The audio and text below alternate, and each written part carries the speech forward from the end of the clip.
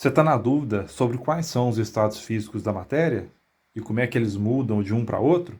Vem comigo que eu vou te mostrar.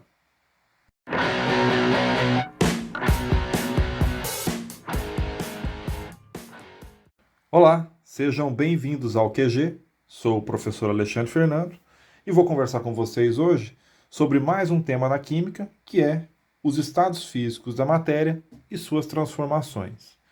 Bom, então vamos começar aqui. Quais são os estados físicos da matéria? Primeiramente, sólido, líquido e gasoso. O que isso significa? Significa que a matéria, o que a gente vê no nosso cotidiano, as substâncias que a gente vê no nosso cotidiano, no mundo que nos cerca e etc., a gente pode encontrar no estado sólido, no estado líquido e no estado gasoso. Quais são as diferenças entre os três? Isso é o mais importante, talvez, para a gente entender nesse vídeo. Bom, vamos começar pelo estado sólido. No estado sólido, as partículas que compõem a matéria estão muito agregadas, muito próximas, com pouca mobilidade. A gente diz que nesse estado há pouca energia cinética, porque a agitação das partículas é muito baixa. No estado líquido, a gente tem já uma mobilidade maior, mas ainda uma interação forte entre as estruturas, entre as moléculas ou os átomos que compõem aquela substância. E uma característica importante do estado líquido é que nesse estado a substância ocupa, né? Ela se adere ao molde, ela assume a forma do recipiente que ela está inserida. Por exemplo, um copo de água. Você colocou um copo, encheu com água, a água vai ocupar aquele espaço, vai assumir a forma daquele espaço. E no estado gasoso, a gente vai ter as moléculas ou as partículas, né, ou os átomos, não interagindo umas com as outras, certo? Ou seja, não há uma interação próxima o suficiente entre um átomo e outro, entre uma molécula e outra no estado gasoso, para que haja interação entre essas partículas e a substância assuma o estado líquido. Ou seja, o estado gasoso é o estado de maior desordem, de maior energia cinética dentre os três, certo? E por que que isso é importante? Porque quando a gente olha para o mundo à nossa volta, as substâncias, a matéria, ela se apresenta nessas formas. O exemplo mais clássico é a molécula de água. Perdão, a molécula de água. Uma molécula de água? Não. A substância água. Se você pegar aí um copo de água, uma garrafa, você vai ver que. Vai ver não, né? Existem ali bilhões, trilhões de moléculas de água, uma quantidade enorme de moléculas de água interagindo entre si e assumindo essas três formas, dependendo da temperatura ambiente, ambiente em que a substância está, certo?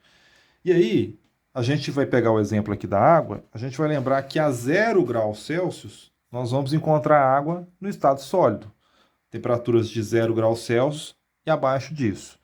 Por que eu digo a 0 graus e abaixo disso? Porque a 0 graus nós vamos encontrar água tanto sólida quanto líquida, porque é a temperatura em que a água vai passar do estado sólido para o estado líquido. Isso a gente considerando a 1 atm, tá? A 1 atm.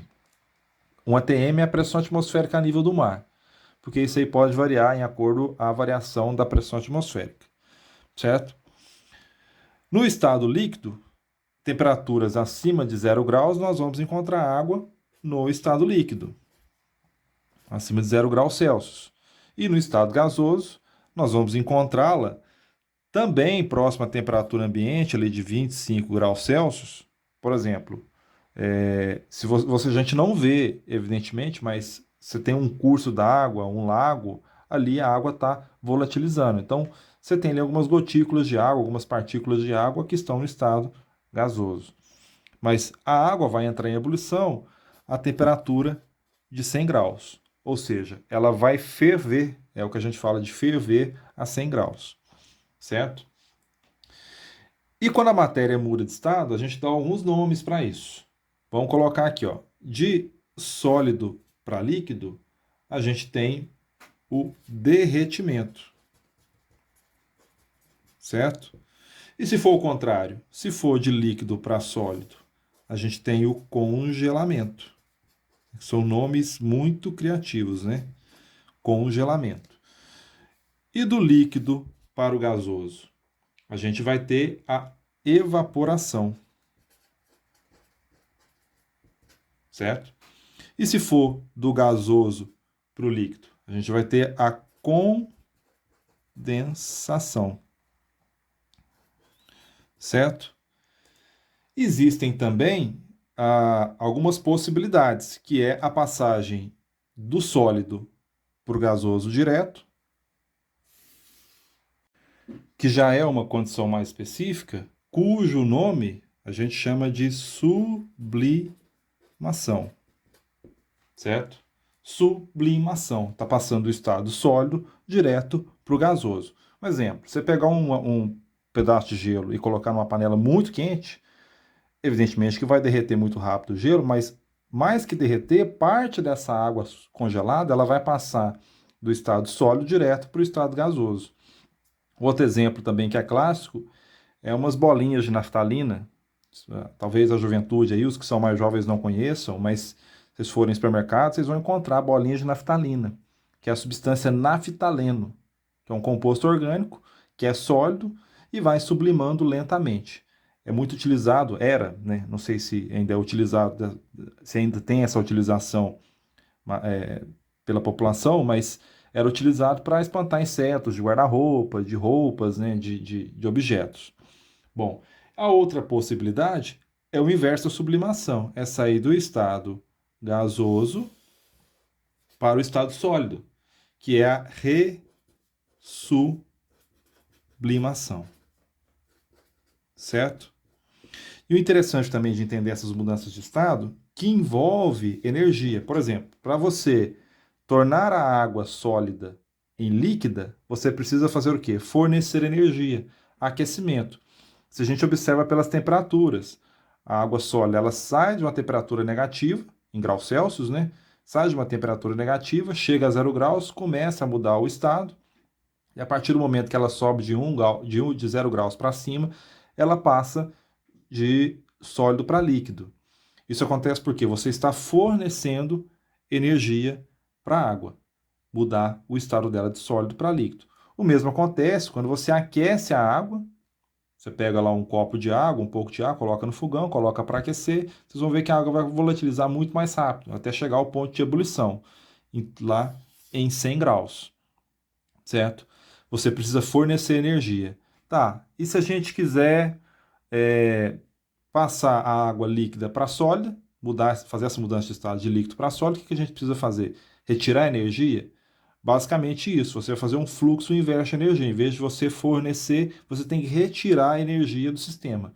Por isso que a gente pega a água líquida e coloca na geladeira, no congelador ou no freezer da geladeira, para você retirar a energia dessa água líquida, ou seja, tornar essas moléculas mais próximas para que ela se torne uma água em estado sólido, certo?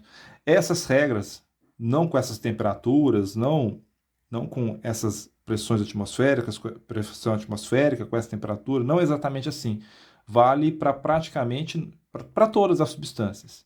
Toda substância vai ter seu ponto de ebulição, seu ponto de fusão determinado, certo? Se for mistura, isso varia um pouco, vai depender da mistura da substância, mas basicamente toda substância tem essa característica de mudança de estado. Evidentemente, vai variar de uma substância para outra. Por exemplo, o ar atmosférico é composto por oxigênio, nitrogênio, argônio e outros gases aí no percentual menor, em percentuais menores, que são substâncias cujo ponto de volatilização, ponto de ebulição, né, a passagem do estado líquido para o gasoso, são temperaturas muito baixas. Então, a temperatura ambiente, nós vamos encontrar essas substâncias basicamente no estado líquido. Pessoal, nesse vídeo de hoje, é isso que eu tenho para passar para vocês. Espero que tenha ficado claro. Quero agradecer por assistirem o vídeo. Se possível, faça aquela gentileza. Deixa o like, compartilhe o vídeo, se inscreve no canal. Um forte abraço e até o próximo vídeo.